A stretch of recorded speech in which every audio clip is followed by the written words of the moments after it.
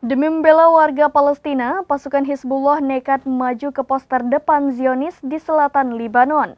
Pasukan itu menembakkan sejumlah rudal ke barak hadap Yarin dan menimbulkan kerusakan.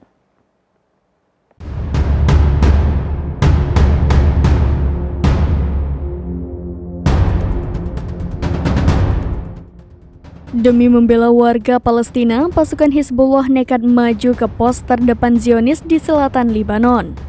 Pasukan tersebut menembakkan sejumlah rudal ke barak hadap Yarin dan menimbulkan kerusakan. Akibat serangan Hizbullah, Zionis kelabakan dan kocar-kacir menyelamatkan diri. Dilansir dari Al-Mayadin pada Selasa 19 Maret 2024, hal itu diungkapkan oleh Hizbullah. Pasukan perlawanan Islam dari Lebanon tersebut mengaku meluncurkan sejumlah serangan ke posisi Zionis, termasuk menyerang pos terdepan Israel hadap Yarin pada Senin 18 Maret 2024.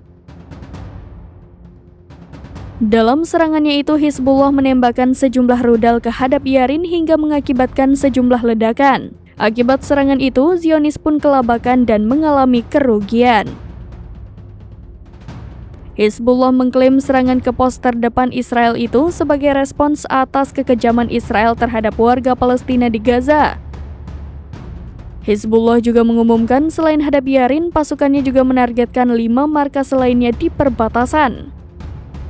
Namun dalam laporannya, Hizbullah tidak membeberkan soal ada atau tidaknya korban jiwa dalam peristiwa tersebut.